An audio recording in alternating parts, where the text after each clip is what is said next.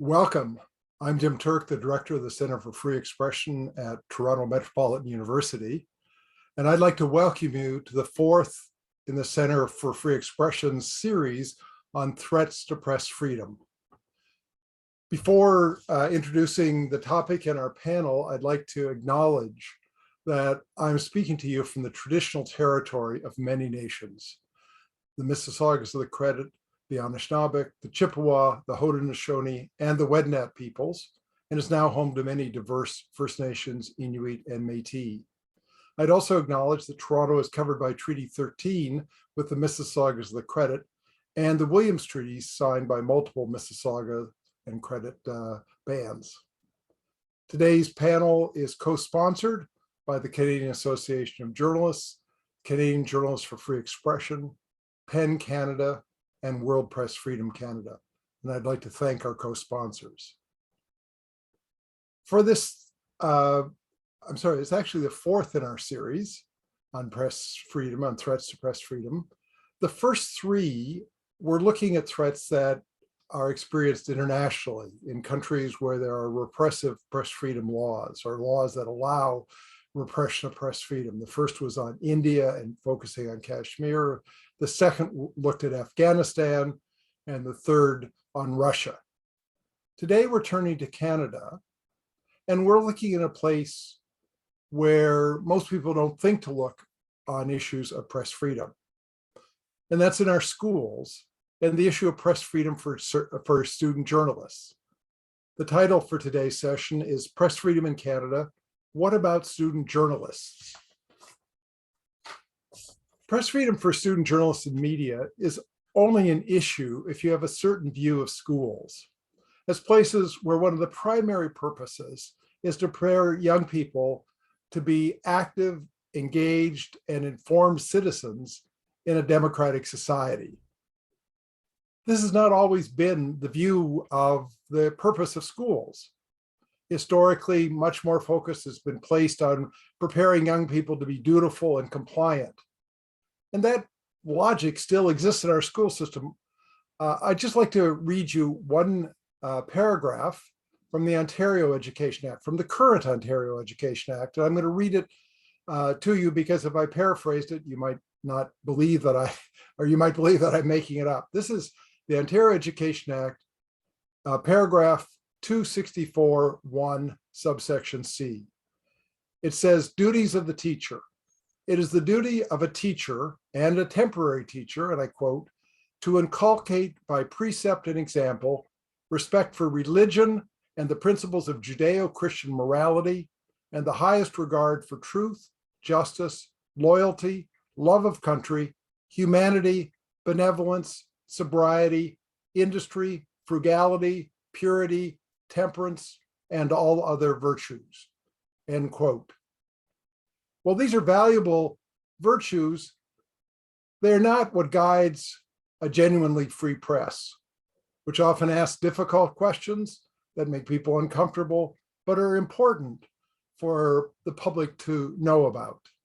So if, on the other hand, you understand schools as having this broader objective of preparing people to be informed and engaged citizens in a democratic society, then matters like press freedom for student journalists and student media is an important issue. Today's panel will focus two remarkable young journalists. They're student journalists.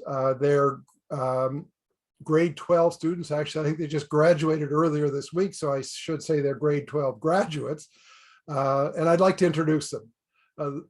They are Jessica Kim and Spencer Izen, who are with us today. Welcome, Spencer and Jessica. Thank you so much for having us. Thank you. Jessica is the managing editor of the school paper at Eric Hamber Secondary School in Vancouver, and Spencer is the editor-in-chief of the paper. Now, before we start our conversation with Spencer and Jessica, I'd like to tell the audience a little bit about the format we're going to be using.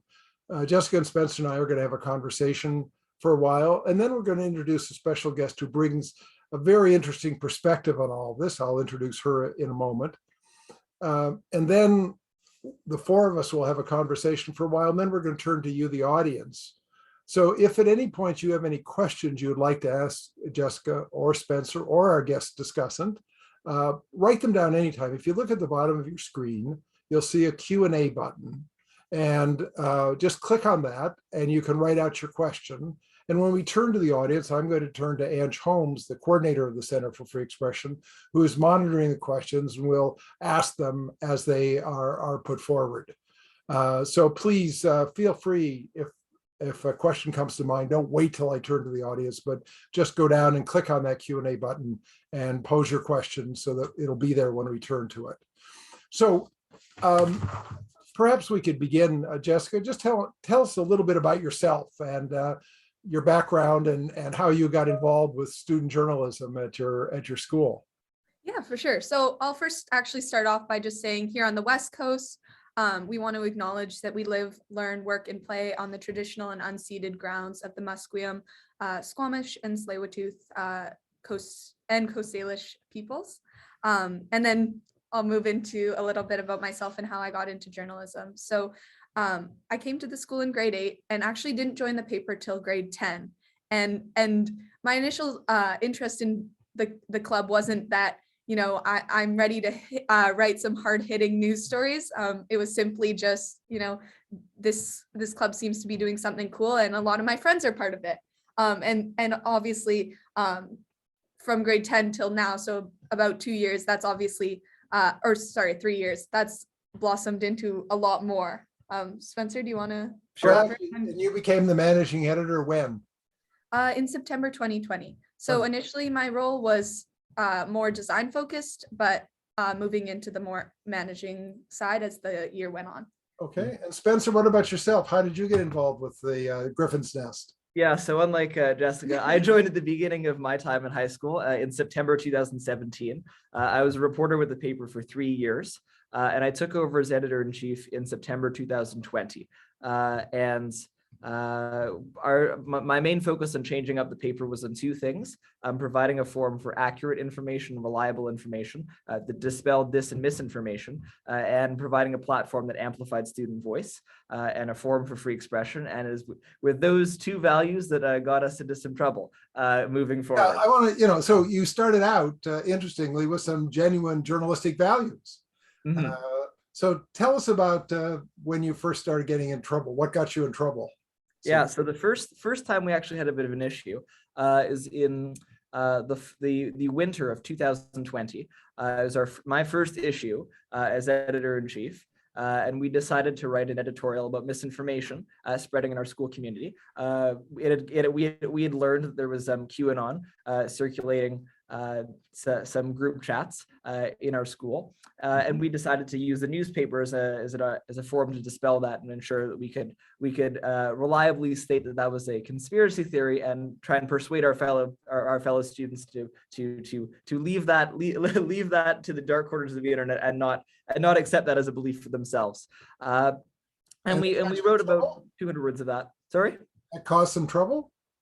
Yeah, and unfortunately, shockingly, so as a practice by custom, we have to submit our newspaper to our print publication to be reviewed by an administrator. And when we submitted it to the administrator, our vice principal pointed out that QAnon was described as a conspiracy theory. And when I had a meeting with him, he brought up that he was uncomfortable with the context of QAnon being described as a conspiracy theory because it could potentially offend some members of our school community, like parents who believed in it.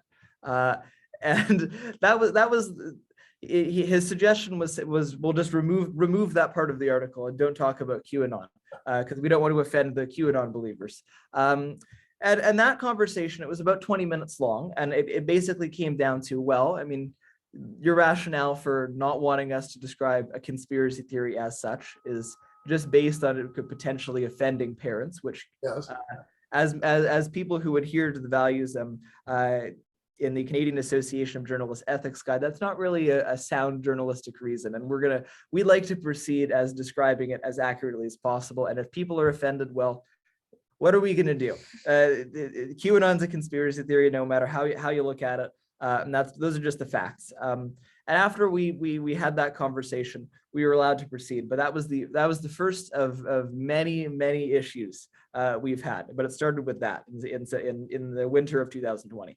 Jessica, could you give us an example of another story that caused some problems?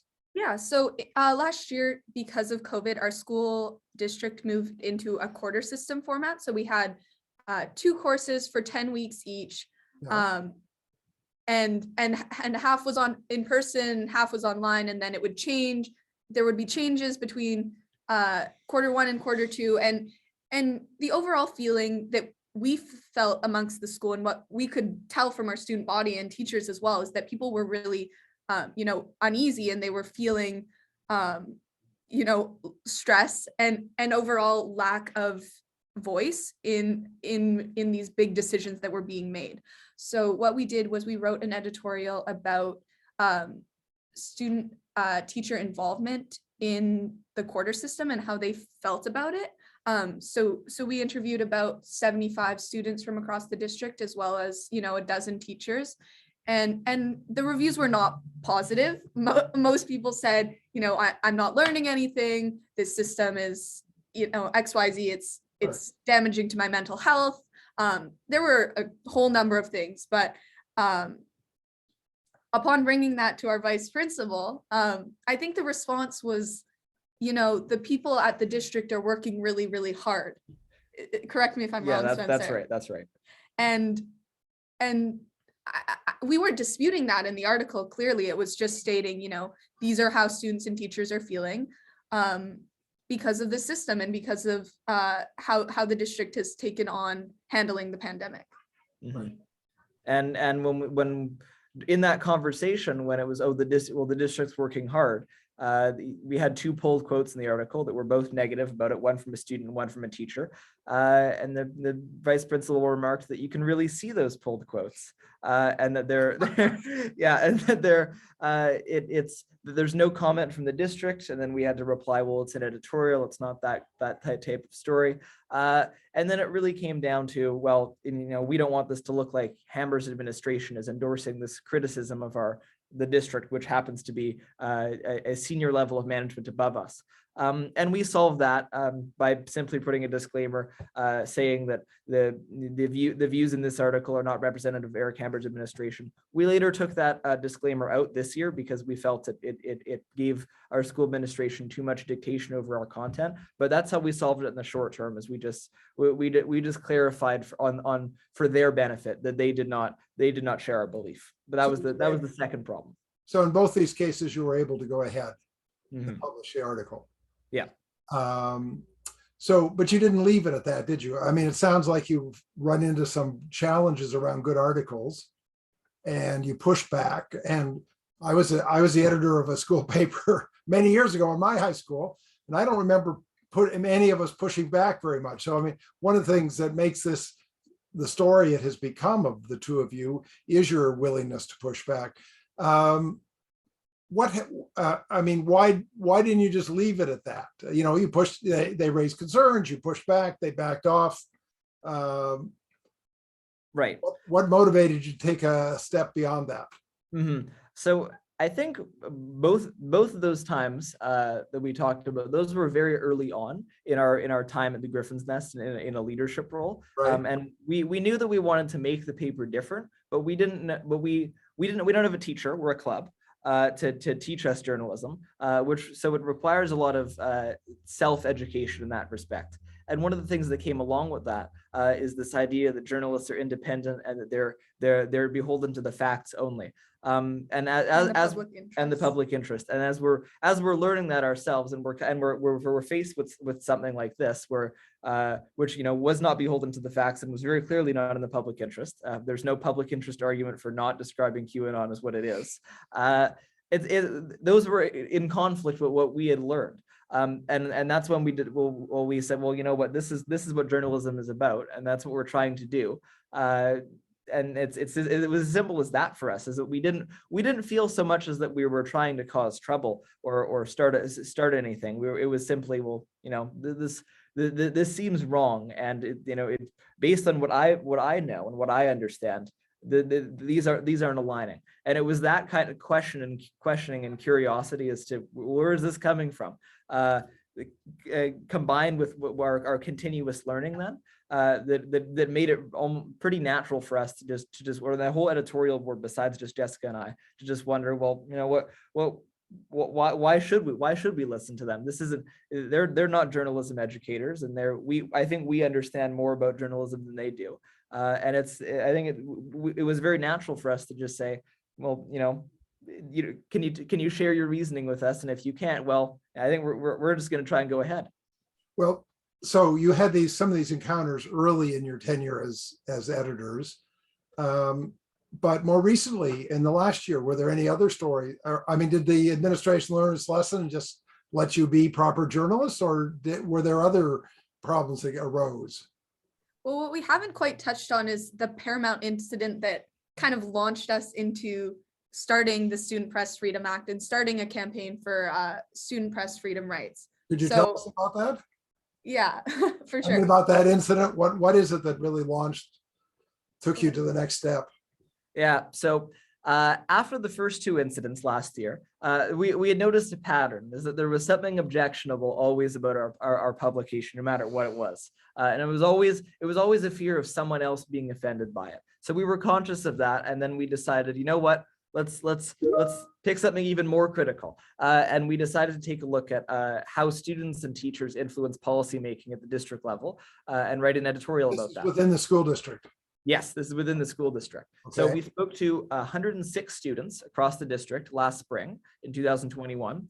And we found that a lot of students over the course of particularly last year, with a lot of curricular changes that were unpopular, and with a lot of promotion from our school district about the concept of student voice, that it wasn't really manifesting into anything meaningful for them, and that they felt they weren't being heard on a grand scale for a whole bunch of policy decisions. And then we sent a request for comment to the district and said, this is what students had to say. What is your response to this? And are you gonna make improvements? And they responded to that. But what we didn't know that they did is they forwarded our email to them back to our principal with instructions to control the narrative of our article. And we found that out by complete accident. I walked into the vice principal's office one day and said, hey, you can expect to see a preview copy of the newspaper in your email. And he said, is there anything controversial I should worry about? I hadn't talked to him about what was in the paper before. That wasn't, editorial decisions never arrived to him. So I said, well, there's this editorial we're doing about district policy making, if that's what you're asking about. He said, oh, I think we got an email from the district about that. And I said, well, what do you mean? And he said, oh, well, they sent an email to the principal and told her to be aware of this article. And they've decided that article needs her blessing to be published. That was his words. The article needs the principal's blessing. And we kind of sat awkwardly staring at each other in that room. And he said, is there something wrong? And I said, well, I have a few concerns for our rights and freedoms, which was in my mind, a very clear nod to the charter to try and get the gears going in that department. But they didn't get going. And I left that office a few minutes later, and Jessica and I got on a train to the BCCLA within 15 minutes of that conversation. You might explain for people outside of BC what the BCCLA is. The BCCLA, British Columbia Civil Liberties Association. They're one of Canada's largest civil liberties groups, and they only intervene to the general public with two types of issues. One is police brutality, and the other one is free expression issues, and we fall under the latter, obviously. But so that's I want to get to what you did then, but did that article get published eventually? It did. After we contacted the BCCLA, and after we through the Canadian Youth Journalism Project got in touch with Lisa Taylor, who's a part of the Center for Free Expression, and from the Canadian Association of Journalists, who both her and the BCCLA wrote letters to the school, and our article was eventually published in its uncensored entirety. But the issue with that, and do you want to go from there? Sure. I think the issue with that whole time period where, our principal said to us that the publication is, quote, on pause, Right. is we were completely shut out of any discussions and decisions regarding our newspaper, and a newspaper in which we have, you know, complete editorial independence over, like to the extent like we are making the decisions. We have, you know, not a large amount of teacher administration involvement, other than, you know, these prior review times that we've talked about. So, you know, we continually kind of tried to push, you know, we want to talk about this issue. We want to talk about what happened. We want to be sure, you know, this isn't going to happen again. And the response we got from our principal was simply, so I'm busy till the end of June. And I think she said that, you know, mid-May, end of May. Yes. So, you know, that was obviously very, very, very frustrating for us. And so that's when we kind of started to think about, you know, this is definitely not the first time that this has happened in a school, and we definitely do not want it to happen again. Yeah. So what did you do? We looked south of the border to the Student Press Law Center, which is an American organization dedicated to specifically helping student journalists at the high school level and post-secondary level. But they mostly focus on high school because that's where rights infringements are more common. Right. And for the past 35 years, I believe, they've been advocating for the passage of new voices legislation at the state level, which protects student journalists' First Amendment rights. And they did so after a Supreme Court decision that lowered the standard for infringements. And we thought to ourselves, you know, if this is something that's going on in the United States, why don't we try and try and pass a version for Canada, or specifically for British Columbia, because education is a provincial responsibility. And after we looked at the SPLC's draft, and we knew enough about Canadian law to try and to have very stumble our way through a draft. That's a good way of putting it. We had a terrible first draft, which is What did really you call funny. the act? Sorry? What did you call the act? Did you we called it the Student Press Freedom Act after some debate. We were also considering calling it the Student Voice Act, but we settled on the Student Press Freedom Act, the SPFA. We had some lawyers look it over for us that we were able to reach just through by asking if anyone knew a lawyer we could speak to with legislative drafting experience. Right. And after that, and in June of 2021, we had the first initial draft of the Student Press Freedom Act. And from there, we started gathering endorsements for it. The Student Press Law Center was our first endorsement. I think second was actually the Center for Free Expression in July of last year. But ever since, we've been expanding support for it. Presently it's Canada's first student journalism protection legislation. Could you describe briefly what it provides for? Yeah, I would say it provides. There's four important things about the SPFA. And so the first one is that it simply clarifies and states that student journalists in public schools enjoy rights to freedom of expression and freedom of the press as set out in the charter. The second thing is it protects student journalists' confidential sources. Confidential source protection is something that professional journalists got in 2017 with the Journalistic Sources Protection Act at the federal level, but it doesn't apply to student journalists just based on the definition of who is a journalist. And the SPFA is a good avenue to provide that. The third thing it does is it shields teachers, students, and school officials from retribution if students are acting in accordance with their rights under the SPFA or the Charter, and using their free expression and press freedom rights. And it also protects school employees from from facing retribution for not infringing on those students' rights. And then the fourth thing it does is there's a appeal mechanism. So if there is an incident where a school principal feels that some publication does need to be censored, the student journalists can appeal to the Board of Education, which is the trustees. And if they don't like the decision from the trustees, they can appeal on a question of fact or law to the Supreme Court of British Columbia. And those are the four main important things about the SPFA. Well, in addition to being quite remarkable student journalists, you're also interesting beginning lawyers. but you're also becoming advocates. So what have you done with this act, and where is it now? Yeah. Do you want to talk about what we did? Go ahead. Yeah, for sure. So I mean, Spencer touched on the endorsement piece. So we've been fortunate to speak with so many law and free expression organizations, and we're now moving into talking to some education organizations to be able to, one, get their advice, and maybe they have some insights into some blind spots that we had, or things that could be a little bit more fine-tuned to improve rights for the students and then also the sponsors involved. And then the other thing we've been doing, I mean, we have a petition and we've been getting signatures for that, not an official one, but just to show broader public support. But after about, I want to say, so from June till April, we've been doing that. And in April, we actually sent our letter to the Attorney General of British Columbia, so David Eby, and we had a meeting with his office, and he took to the act quite well. Mhm. And you met with the Attorney General, right?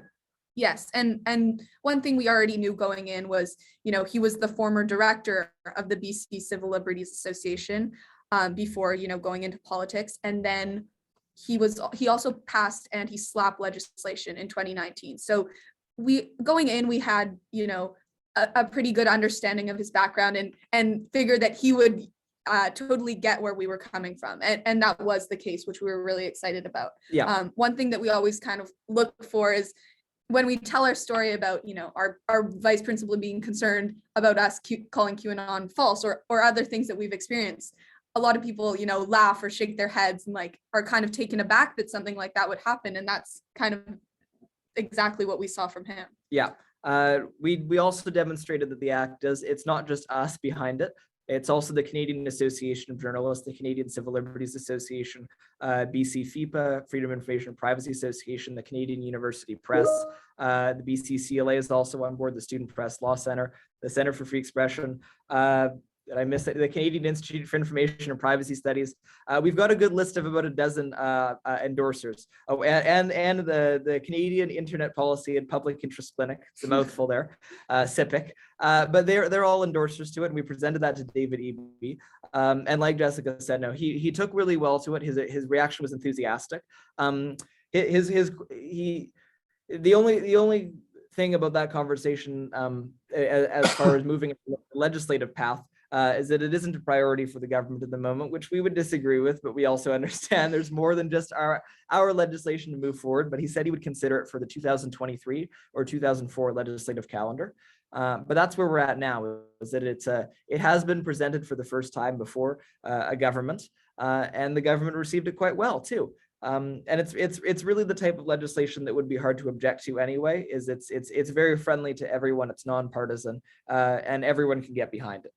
I mean, there's a lot of legislation that's really vital to the public's right to know, that governments in opposition or in theory are supportive of: better whistleblower protection, better access to information legislation. But it seems when they are in government, somehow those things lose their priority. So it's quite heartening that you were able to have the meeting with the Attorney General, and he was quite positive about it. But as with all, with the legislation you've developed with whistleblower protection, there's also, it's trying to solve a problem legally, but some of the challenges are more than legal. Are there things you've run into that can't be protected by the law, but nevertheless are really effective pressures to try to limit your exercise of press freedom and good journalistic judgment? Absolutely. There's a lot of things that the legislation can solve, like outright censorship, but that's about it. Chilling effects coming through defamation threats, which we received only last week from the board chair, the Vancouver School Board chair, telling us that freedom of information requests to take away from student learning as if there's a direct correlation between FOIs and the literacy rate.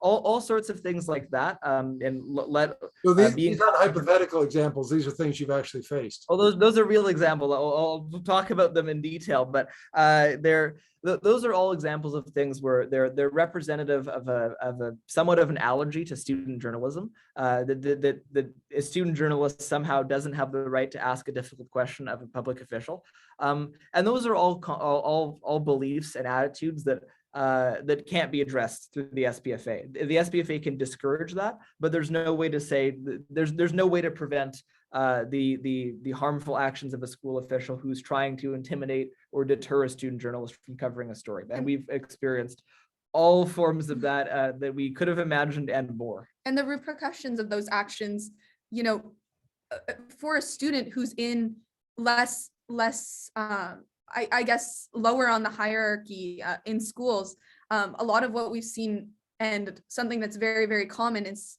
self-censorship. So, you know, coming up with a story idea and then having to questioning yourself and being like, you know, well, my administration isn't going to allow this, so why would I pursue this story? Or I'm not going to be my teachers aren't going to be happy with me, they're not going to like me, or this could affect my grade if I'm in a certain class, are all worries we've heard from other student journalists, and something that definitely restricts student journalism and student journalists in their activities. Mm-hmm.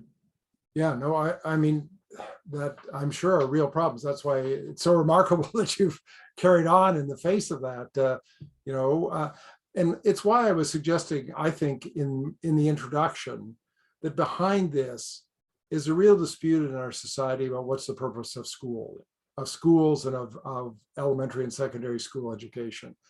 Because if it is to produce dutiful, compliant citizens and workers, then you don't want to encourage people to recognize and exercise their rights. And that really has been a dominant conception of what schools are. They're a place to prepare people to fulfill their obligations in society, as opposed to a place to help people understand their rights and to be engaged, active citizens. And so I think what must lie behind some of the pressure you get is not badly intentioned people, but people who have a different view of what the school is and what the school paper is. And yeah, you learn technical skills and those kinds of things, but it's not to stir the pot. It's not to get the students or the community active around an issue or whatever. I mean, do you have any sense that might be right? Yeah, that's a sentiment that is all profoundly clear in a lot of our engagement with district officials. Oftentimes, when particularly this year, when we've had meetings with a director of instruction or an associate superintendent, it always comes down to, well, you know, we have the authority to regulate you according to the school regulation. They often improperly cite the School Act, but and they turn to statute to guide them. And British Columbia isn't quite as difficult as what you cited from Ontario, Ontario's Education Act in Section 264. But we have something about how a principal is supremely responsible for the regulation of student activities on and off campus, for things that are sponsored by the school. And the issue with that, and with turning to that, is as if those somehow relate to what we're doing in a concrete censorship sense, is that those what that's there to prevent is I'd borrow from the language that the Canadian Commission for Democratic Expression used about lawful but awful expression. It's really there to deal with bullying. You can't legislate bullying, but that's what the School Act is there. It's to give teachers the flexibility to deal with things that you can't expressly legislate. It's not there to censor political expression in a student newspaper. And that there's a misunderstanding that the background and the context that we're given in the role as educators, and as principals, as teachers, that can get easily misconstrued to apply the standard of well, we need to heavily regulate this to ensure that there's proper behavior, and that transitions over to well, this is looking a bit too critical. Let's be more respectful, or let's be respectful of these people's time and not ask them questions. That's the kind of attitude that we've run into too. And yeah, I think some of it does flow from a very old view of how to look at what a student is capable of, and what the role of a student newspaper could be. I mean, we are a bit of a pioneering paper in that sense, in at least Canada, that we're aware of, that does employ this model of adherence to professional ethics standards and professional goals at a student level. But there comes a time when that's no longer new. What our paper is doing isn't news to the district anymore.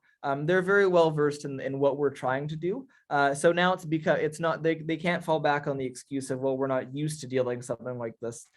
They're used to it now, but they don't like it, and they don't like it for reasons that historically the press and government have had difficult relations at times. Is that we ask tough questions of them, and that we do hold them accountable frequently.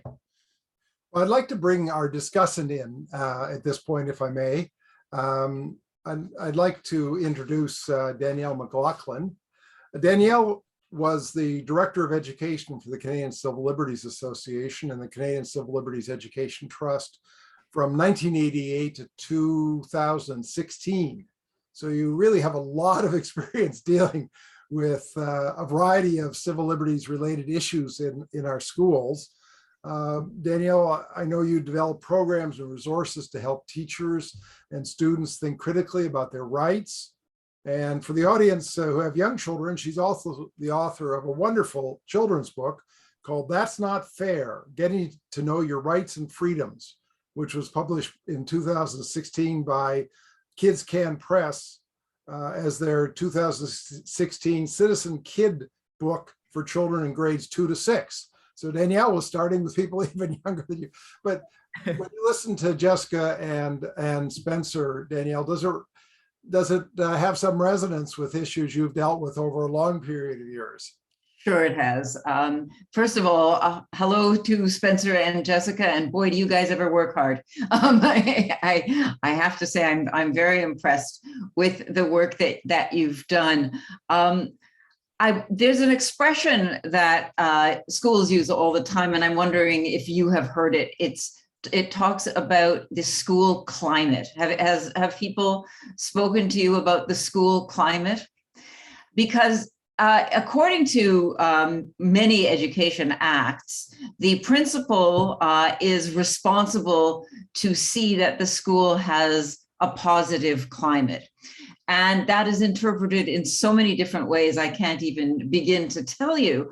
But I see that your focus on freedom of expression and journalistic freedom can, and obviously has, come into direct conflict with a school system, or perhaps just a principal or vice principal, who see themselves as ensuring that the school has a positive climate, and is interpreting that as, we don't want anybody to feel uncomfortable, or we don't want anybody to feel that they don't belong, including people who support QAnon conspiracies. But have you been told that this is something that you must focus upon yourselves? Jessica, what do you think?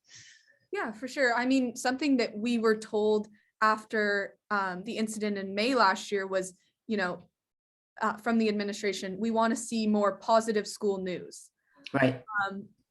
And we're a paper that covers a lot of student life issues. We cover, the football game, or the soccer team, the ultimate team, and then, there's a school dance upcoming, graduation events. And so there's a lot of coverage of student life events. But I think what that really did mean was, we don't want you to cover things that could disrupt, the school climate, as you put it. And that continues into this year, even though it's more subtle, because there's more public awareness of particularly the Vancouver School Board's bad relationship with ourselves. But there's code words for school climate. There's just ensure everyone's being positive. We want to keep it positive. And positivity is interpreted as well. it must be absolutely positive, and there cannot be anything negative that Or critical. Negative in the sense that it could make students feel bad, or just negative in a general sense that if anything negative is published, it will reflect badly on the district and collectively bring everyone down. And that's that overzealous school climate. It's totally something that's come through for us. Yeah, I mean, I've seen this before, as you may well guess, that, where students have been told that you cannot say something bad about the administration because it will make the individual principal or the individual teacher or their students feel bad, and therefore you can't say that. This, in my view, is in direct conflict with their requirement to teach critical thinking. So if you want to criticize something, and that's where your freedom of expression certainly comes in, have you been told, well, you can be critical of policy, but you have to do it in a positive fashion? Is that something that you've been told? It's come up before. It gradually less, but we're in a very special scenario, so it should very much be assumed that would always be there for student journalists. But yes, it's always come in is that you're welcome to ask questions, and we encourage you to engage in this inquiry-based learning. But as soon as it starts to negatively cast a shadow upon someone else's work, or a school official's job, or the role that the school district plays, that's when you're supposedly supposed to take a step back and steer away from that, and guided by absolute positivity. And that's are you still required to submit pre-publication to your vice principal? Is that's still a requirement to date? How do you feel about that? For print, let me hear from Jessica right now. Okay, Jessica, yeah. So the way that we do pre-publication review is only for print for us. So we have a lot of online exclusive articles that don't get reviewed just because of logistics. It's probably a good thing.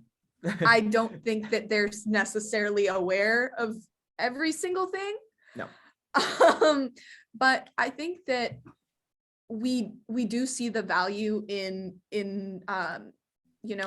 staff involvement to a certain extent, in that they have a broader view of the school, and they can provide insight into certain things, but obviously the pre-publication review does open an avenue and a channel for that censorship before an article comes out. And that being said, one of the things that is remarkable is the two of you have been very high profile in the last while. And in fact, your administration hasn't made your life impossible to pursue. Because I was going to ask you, since you've come public with what's going on, have you been swamped with other student journalists saying, my God, that's what's happening to me, we want to speak up as well? We've had about half a dozen, at least in Vancouver, share. They've had either more very recent similar experiences, or there's people saying, we've had people come to us saying, oh, I see what you're doing, I think we could, there's issues at our school, we'd like to do that too. There aren't a lot of papers that we've found that are, or at least in our specific window of people who are in school at the moment, who have something to share. We found about 2 or 3 in Vancouver, but there are a lot of student journalists, just, I mean, from what we understand and from what we can see as students, is that unless, like, before us, there wasn't much reason to come forward and say, oh, that's happened to me, or this is wrong. I still the idea that a student might not be capable of doing that or shouldn't do this, that they might accept that. Yeah, or even simply in the event that there is a concern or some form of press freedom obstruction by an administrator. I guess the response is often, well, that's a rule. That's a rule I have to follow. Exactly. So this is why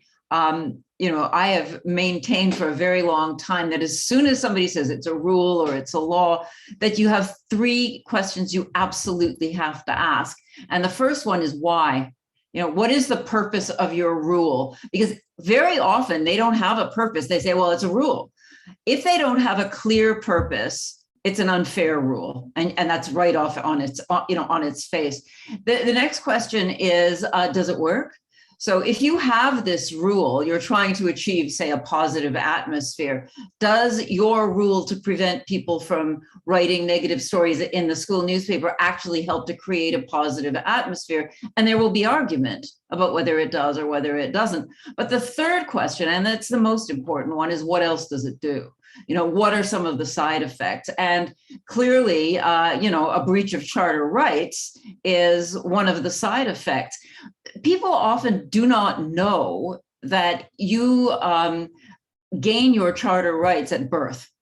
That's when you become a rights holder. You'll walk out of the womb and you're a rights holder. Now, how to apply that is a different question, because a newborn infant doesn't really enjoy freedom of expression when somebody's trying to keep them quiet or put a bottle in their mouth or something like that.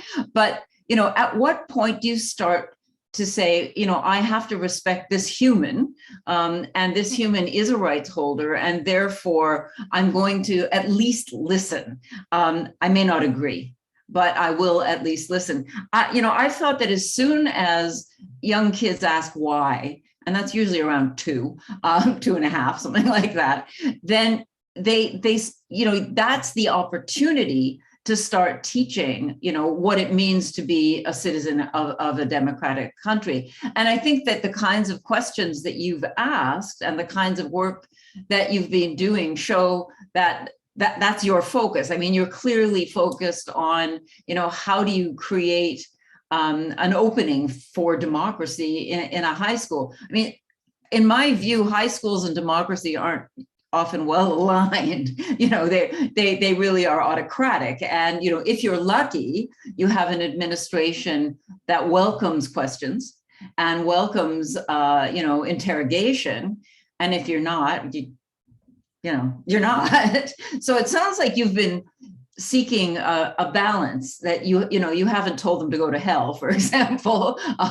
You've continued to publish and find ways to publish. And I've been reading your Student Press Freedom Act, and I'm very interested in it because and I do not mean to be insulting in any fashion, because I fully admire that you've put this together, but do you think it goes far enough? I mean, it looks to me like you'd be very willing to fold at somebody saying, well, this could make this community subject to, possible vitriol or hatred. I mean, if you wanted to write an article about, Nazi skinhead youth and their dangers, you would probably be subjecting them to, disapproval, if not more than that. Should you be allowed to do that? I think is a question I'd like you to consider. How much freedom are you willing to give up in making nice with your high school? Right. And you run a very, very delicate balance, in my view, because those are the people marking you. You need to get out of school in order to get on with your life and do what you want to do. And you probably want to have fairly good grades to be able to do that as well. So, I can see what you're doing with your act. If there were no fetters on you, do you think it would be different? What I'll say about the specific, the limitations part, which I think what you were mentioning about the Nazi skinheads writing, is the language from that. It's pulled from exactly from the BC Human Rights Code, verbatim, and is that good enough for you? That's a question that we've pondered, because there are a lot of unique exemptions in the SPFA.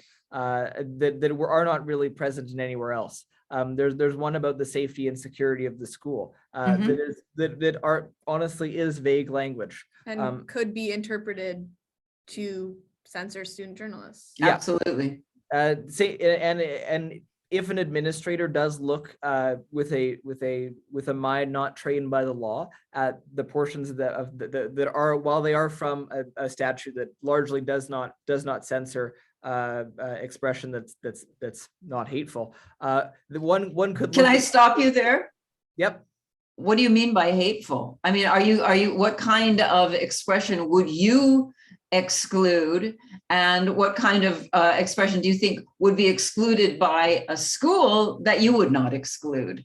Because that word hateful is so vague. And, you know, when you think about what you hate, and with any luck, there are things you hate, because, you know, after all, you are human.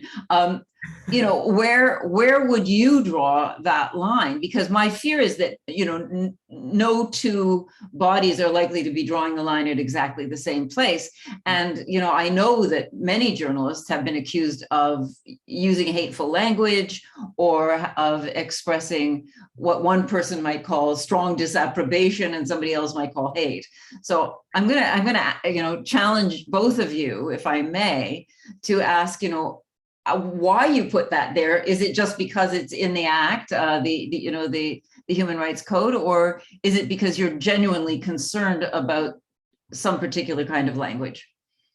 There's obviously a concern that if we didn't include a provision like that, most people's objection when they think about affording student journalists rights like this is that they would say something racist, sexist, something like that. That's usually a question that homophobic. Those are all questions that we've had to answer. Is how do you know a student won't write this? And You don't.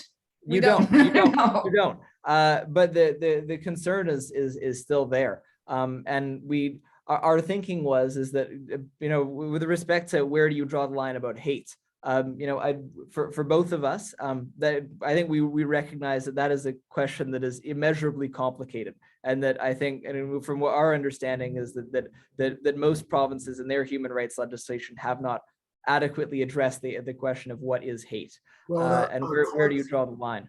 Our courts have a difficult job drawing that line in a consistent way as well. Mm-hmm. Which is, Jim, why I was asking that question, because it seems to me that if you put it in, you're saying, okay, you know, we'll let this, you know, we'll chill some writing before it could get to a court. Whereas other people have said, I'm going to write the damn thing, and then we'll see what the court has to say. You know, do I have I broken any laws in writing this? If so, which ones? And what are the effects? You know, what has happened since I wrote this? So, you know, my tendency is to opt for more than less freedom. You know, and I'm not giving you any advice on drafting this, because I don't do that stuff, but I'm just asking you to think about it, and to think about, you know, how much you want to chill your own expression or that of the people come after you. You know, this is something that schools can always count on. You're going to graduate, right? And, you know, and they're probably saying, oh, thank God, you know, that the next kids who come in, you know, they're just going to write about the football game and, you know, and the leaky toilet in the girls' room. And maybe we won't let them write about the leaky toilet in the girls' room, because that could bring the school into disrepute. Right? That's good to say, yeah. Yeah. What I'd like to do at this point, we promised that we'd bring the audience in about now. So, Ange, do you have a question from the audience? Yeah, I do want to remind people that you can use the Q&A button at the bottom of your screen to ask questions. And the first question is from Steve. Steve asks, how does the Chilean effect affect the mental well-being of students, and would you categorize it as bullying? Yeah, I think so. Well, the bullying is what produces the chill from that. So it starts with a school official, whether it's having an opposition to a story and we've like I'll use the example of what we got last week when the chair of the Vancouver School Board, Janet Fraser, closed her email to us saying, "I trust that the Griffin's Nest won't publish anything defamatory." And I think one could very easily interpret that as, number one, a threat. And as someone who's a trustee in a school system who's charged with modeling good behavior for students, I think that is, that's an attempt to bully students and shove them out of asking these difficult questions. And it's so yeah, it is a form of bullying. It's not one that we can really address through legislation. I mean, I don't think that there's any legislation that can tackle the question of what is and is not bullying. But I think it weighs on a student journalist, and I think it's weighed on both of us, and even insofar as you have to spend a substantial amount of time, and we have, because it's a valuable cause, but protecting our own rights, and students have a million things on their plates, right? Like there's other stuff going on, and having to feel as though you're being scrutinized and feel as though, or not scrutinized, sorry, that's the wrong word, but feel that you're being, give me a word here. Where are you going with that? Just that, you're under the microscope. Yeah, of these school officials and people that do have a lot of power over you. And I do want to clarify, obviously, as journalists, we're open to criticism and all that. I don't want to say that, but as a student who's in a less powerful position, that's but I suggest the word who's in a vulnerable position. Mm-hmm. Yeah. Mm-hmm.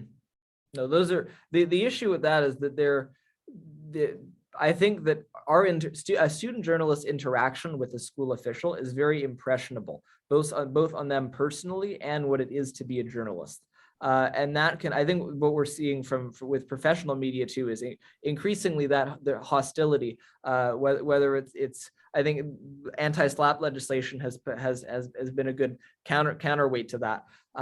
But there is that adversarial dynamic that professional journalists experience, and for a student journalist to experience it so early on, largely without any formal journalism education, I think it is somewhat dangerous to obviously their organization and what they're doing in terms, to the extent as it's for their story, and they might be chilled in recording this official's comment if they're worried they're going to get sued, but also for them in the long run is whether they might consider departing from their interest in journalism completely, which I'm sure a school official, if they don't like that, they would probably jump for joy with that. But for Canadian journalism as a whole, if there was a push to bring student journalists up from the high school level, this is a very dangerous roadblock that the SPFA cannot solve.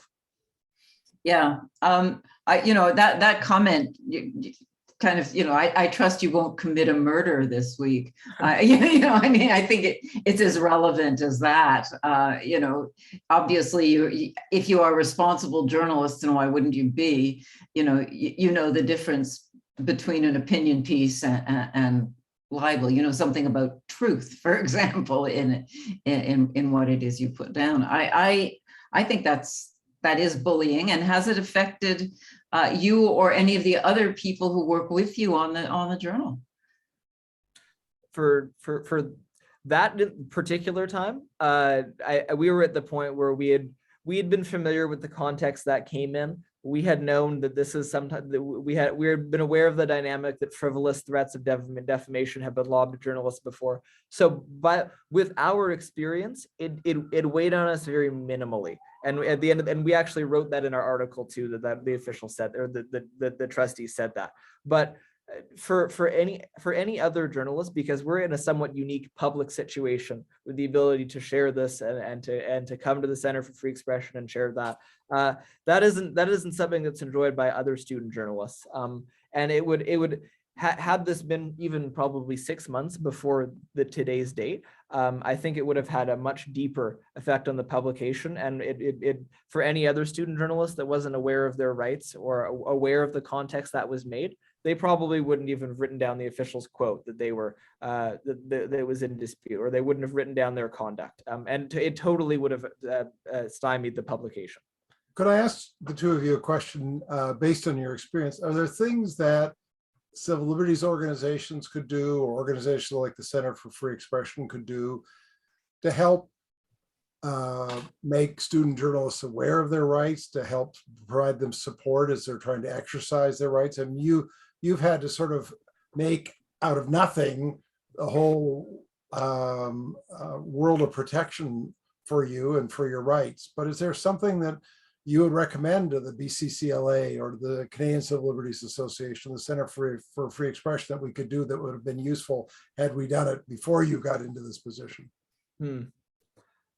Well, it's go. Yeah, I was just gonna say, in the US with the Student Press Law Center, one thing that they have is a very public profile, and it does correspond to, you know, the landscape of student journalism there, and it's much more student papers like ours or similar to ours are much more prevalent at the high school level, and they're able to act as, you know, a central resource and provide, you know, legal counsel and provide education. You know, they go to different schools and they go to conferences and they talk about press freedom and they talk about new voices.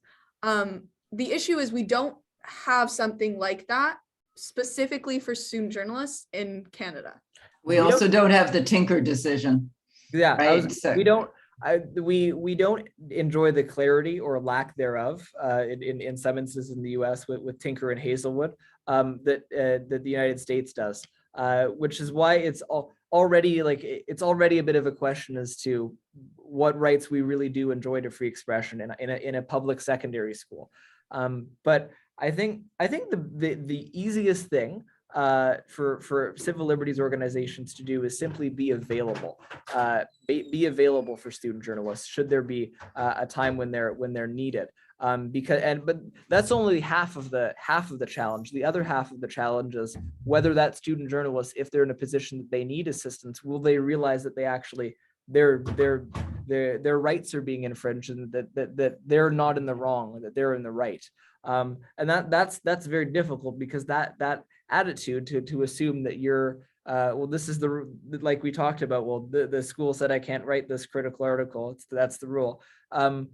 Whether a student journalist will realize that that offends the values of the charter, that it's really up to them individually. And we were lucky that we were aware of that at the time. But for the majority of student journalists, before it even gets to the civil liberties organizations, which if there are available to help, it's the challenge of whether they'll reach out in the first place, which is really difficult. But being available is probably the easiest one. Okay, Ange, do you have a second question? Yeah, the next question is from Robin, and Robin says, if everyone, as stated in the charter, has freedom of thought, belief, opinion, and expression, including freedom of the press and other media of communication, why should student journalists or even ordinary citizens have less freedom of the press than professional journalists? Okay, interesting. That's one that often when we were originally drafting the act, we had to answer to, because you'll notice, as Danielle pointed out, we have a broader list of exemptions than professional media is given.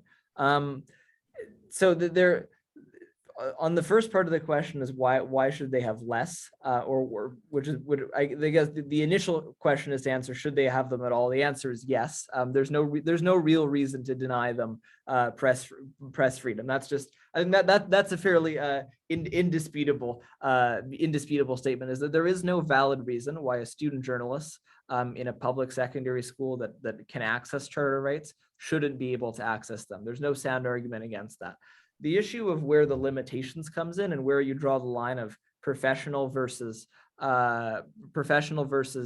student journalists is a difficult one to draw. There's a lot of questions there and to answer, and for the most part, the student press law centers led the way with their list of exemptions. Ours is actually bigger than theirs.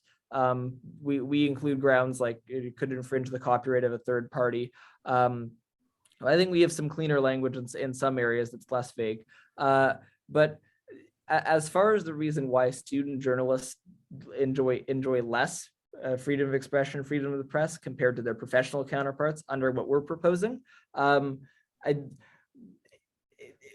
the reason why we have so many limitations is because we realize that what we're guided for or guided by case law in is that there is, to some extent, and where that extent is difficult, we've been guided to recognize that a school is a special environment.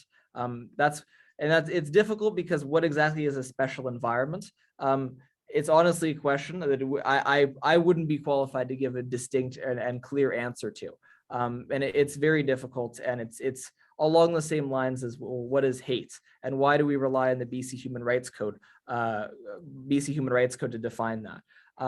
There are a lot of unanswered questions currently in the law for that. And it's this whole area of what scholastic press freedom is very, very abstract, from not only the courts, but even scholarship. The only definitive scholarly article that's focused on student press freedom is more than 20 years old in the Canadian context. So really, the easiest answer is simply because a student journalist is not a professional journalist, but they are a journalist. But where you draw the line between student and professional is a difficult one, and it's one that we recognize. But in a full admittance from myself, and I think Jessica too, is that it's difficult to answer because a lot of professionals have a much more time grappling that very expansive question. Well, and also they have media organizations that act on their behalf. So when a journalist for the Globe and Mail or the Toronto Star, when there's an attempt to limit their exercise of their journalistic work, they have lawyers and others to take it up. You're in an environment where your publisher, as it were, may be the problem, not the advocate. That's why they say the only real freedom of press is for somebody who owns one. Ange, can we have the next question? Yeah, the next question is from Huli, and this is a bit long, but it gives context. Huli says, with some student colleagues from 5 different high schools in Belleville, Ontario, I was involved in the publication of an underground newspaper that we distributed to all students. In the one and only issue we published, we criticized authority of the school with regard to such mundane things as student dress codes, control of student clubs, etc. We didn't ask any permission. We wanted to stir up trouble, although our complaints were pretty minor when I look at this in retrospect. We did care about being caught, so we published anonymously. Within an hour, I was hauled into the principal's office, as were the others at the different schools. That was the end of it, as we were all threatened with expulsion. Do you think such a publication should be towarded, or do you maintain that it should be done slowly and carefully in more the manner that you were pursuing? I would lean toward being more radical and less compliant, but then I was threatened with expulsion. I should also note that this event took place in 1968. Okay. Do you want to? Or You can start, I'll add. Okay. Well, the first thing I think I heard that it was underground.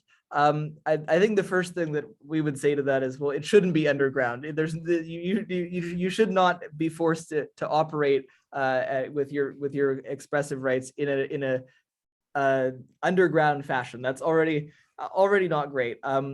What we do is we tried to bring the model that professional media employees with respect to being guided by ethics and journalistic standards down to a high school level that previously wasn't there, and that's kind of what we based ours off of.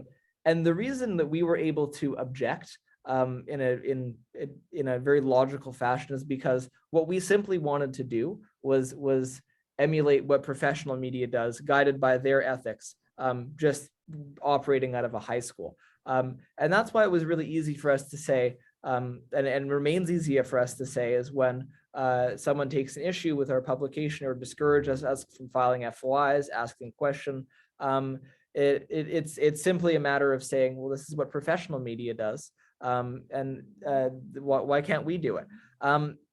So there's many ways to try and I think assert a newspaper's role in a community. I don't think that we think that our method is the one and only prevailing model of student journalism. Obviously, you know, I think what you're describing as more radical criticism is what's gonna spark change.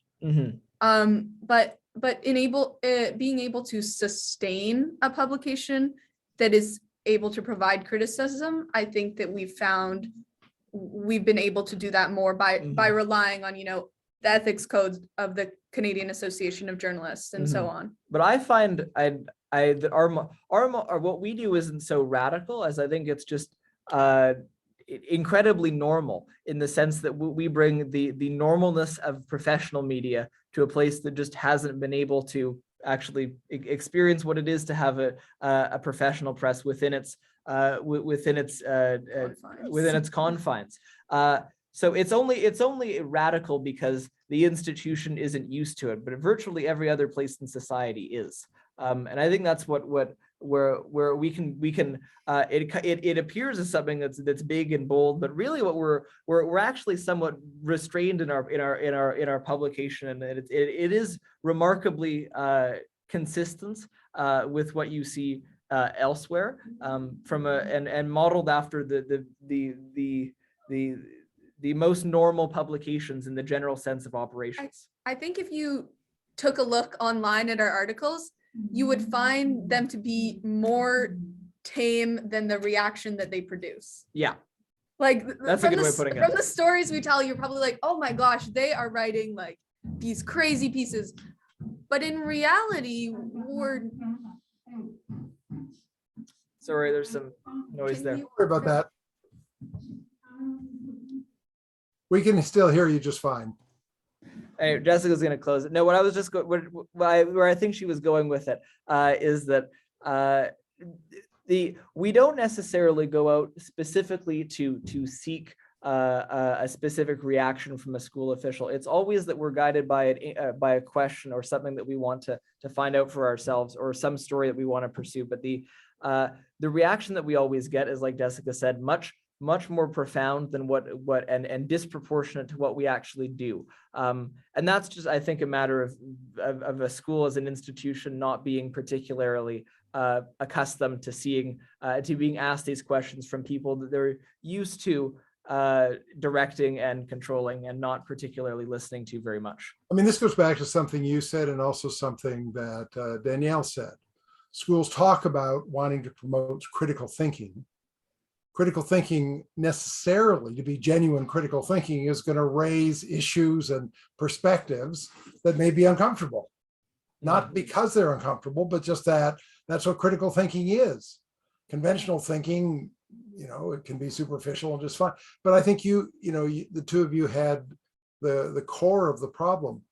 You're just trying to be ethical journalists. You're trying to do what journalists do, and you're in an environment where there is no history of that, and where it goes against one of the long-term traditions of what a school is in our society, which is not a place that actually encourages that kind of critical thinking in the main, or sees it as potentially harmful, as causing problems, upsetting parents who may not want, or upsetting an administration that may be unhappy with the portrayal of its behavior during a pandemic.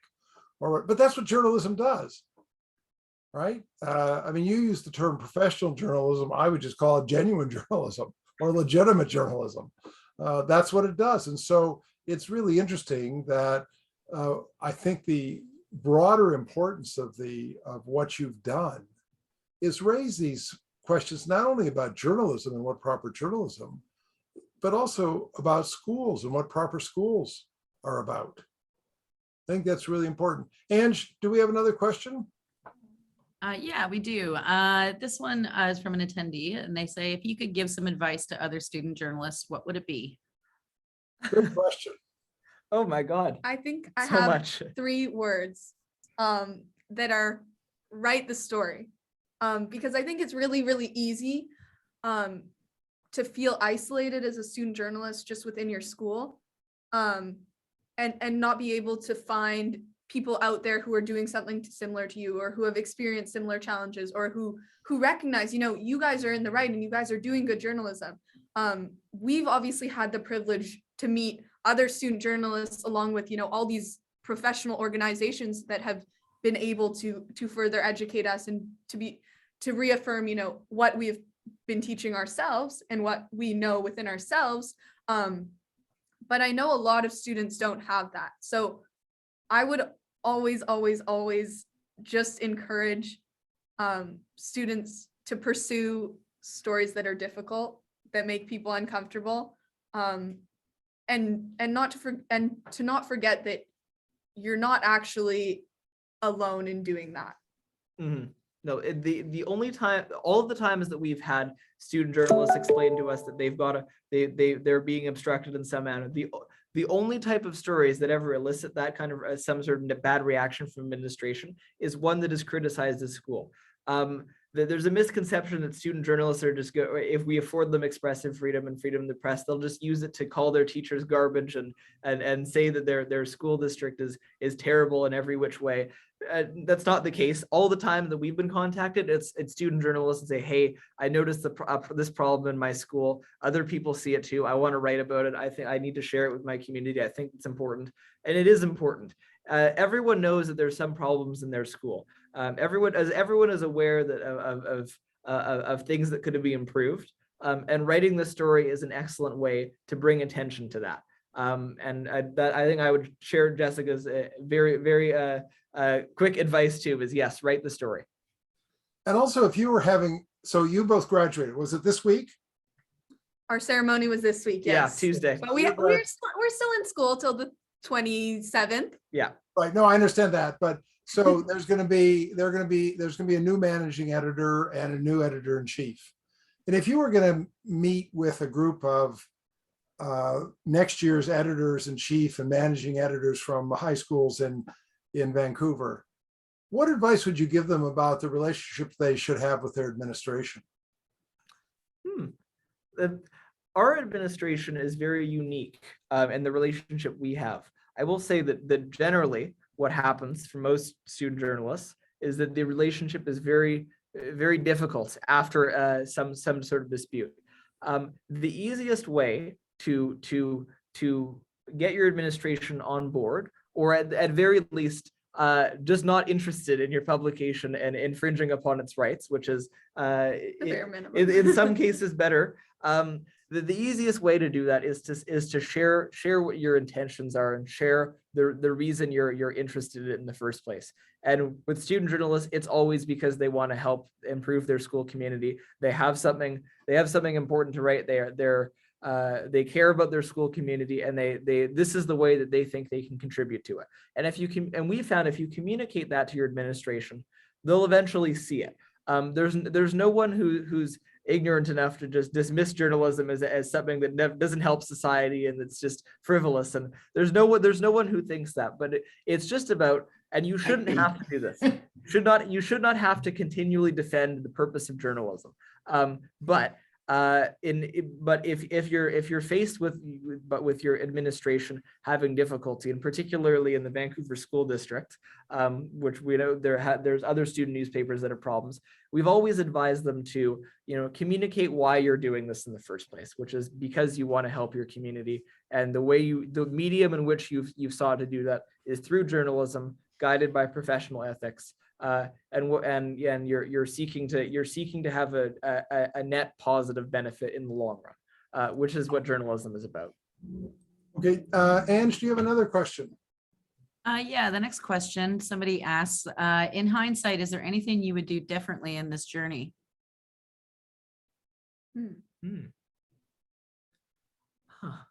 I'll go and then you can add. What I would have done differently if well, there's been a lot of things that there's obviously whenever we meet with school officials and that say stuff to us and try and discourage, there's always things afterwards that I should have said that, or I should have reminded them of this. But I think given this year, with what I know now, I think it would have been prudent for us as an editorial board to the first time we had a meeting with a school official after the BCCLA and CA and Lisa Taylor's letter from last year, this September, we should have, when the first sign of trouble, we should have said, you know what, student journalists are real journalists. That's what the Canadian Association of Journalists says. That needs to be acknowledged. And that those words are incredibly important to us, and that student journalists are real journalists. It's something that we've been cautious because we're not professionally educated journalists. We have a lot of people within our school district and who are employees of it that are at the high level and senior management that are discouraging of that pursuit and likely disagree with that notion. But I think what I would have done differently is assert very early on that student journalists are real journalists. What we're doing is trying to benefit our community, and that if you don't want to support that and jump on board and help us with that, then you can stand on the sidelines. But I think we were not aggressive enough in asserting that, which we shouldn't have had to in the first place. But that is something that I think I would have been pushed further. What about you? What about you, Jessica? I mean, I think it's really easy to, like, you know, look back and what Spencer said and say, you know, we should have been firm with this and we should have done that. But I really do think that we did the best with what we knew at the time. And I think that obviously I would have loved to have, you know, a teacher who has a master's in journalism and they were in it with us and they were there with us. But I think that it's also okay to recognize, you know, as students, we were learning throughout this entire process. Like if we look at, you know, maybe some of our correspondence from 4 months ago, there are things we would have done differently. Mm-hmm, mm-hmm. It's difficult, but it's difficult because now there's what I would have done had I had the knowledge I have, like in this present, even a few months ago, would have changed the course of where we've gone with it. But no, I agree with Jessica in that respect. But it's very difficult to judge just how assertive we should have been and how we could have affected things differently. Yeah, difficult. Okay, Ange, I think you have one more question. Yeah, I do. This next question is from Lisa Taylor, actually. And Lisa asks, are you going to eventually earn a living as journalists? Is it in either of your career paths? Please tell me journalism gets to keep the both of you around. Your advocacy has been remarkable. No, our favorite question. I'll go first. Yeah, okay. sure. So I'm interested in pursuing a path in law particularly, but I want journalism to be a part of that. Media law and constitutional law is personally fascinating to me.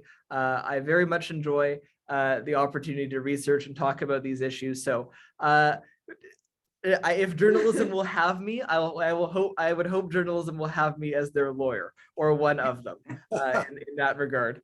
What about you? I'll say I have a less concrete answer.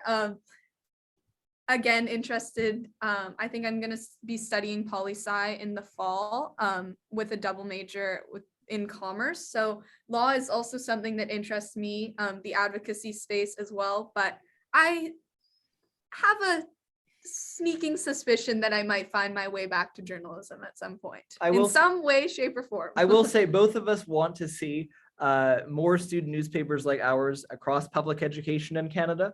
And I think that would be very beneficial to journalism, because I think we have quite a few members of our staff interested in going into professional journalism through post-secondary and their career. And I think that that more papers like this would also be very good for journalism. So I don't know if either of us will be exactly journalists in our careers. I think there's other ways for us to engage with journalism, and I'm for sure doing that. And I would also say that we're most certainly not done with high school journalism either, Yep. because we very much, as Spencer said, want to see this landscape improve, obviously, with the passage of the SPFA, but also just the prevalence of student journalism and student papers and other forms of student media across Canada. We'll be helping We'll be around. student newspapers long after June 27th or whatever it is when we graduate. You've already created a real legacy for the two of you by making this a public issue. I think that it's causing a lot of rethinking of the very things you've been talking about today in schools across the country and among student journalists across the country and amongst professional journalists. When I talked with Brent Jolly at the Canadian Federation of Journalists and others, I mean, everyone has been inspired by your advocacy for real journalism. And that's really what we're talking about. Is there a space for real journalism in our schools? And if there isn't, then our schools are fundamentally failing us. So I'd like to thank both of you so much. And I'd like to thank you, Danielle, for joining our conversation and bringing your background and experience to this conversation. And I'd like to thank the audience. A video of this conversation is going to be posted on the CFE website on Monday. We're also going to post a link to resources for any of you who are looking to follow up on what we've discussed. So we'll put a link to the Student Press Freedom Act. We'll put a link to their school newspaper. And we'll put up other links that Jessica and Spencer suggest might be interesting or things they found useful so that you'll have a chance. And Danielle, I hope you'll have some suggestions for some links we can put up as well for members of the audience who would like to pursue this. So if you want to see want to be able to refer your friends or colleagues to the video, the Center for Free Expression website is cfe.ryerson.ca. And just click on events and the video will be there along with the resources. Our next event and our final event for this academic year is going to be next Tuesday afternoon at 4 p.m. Eastern Time. And it's going to be quite a remarkable event in my view. The title is Radical Politics. I'm sorry, I can't even speak now. Racial Politics in the Post-George Floyd Era. In Canada, we're dealing with issues of online harms and hate crime units and appealing to big tech to censor speech. And these are all being touted as anti-racist initiatives. But are they?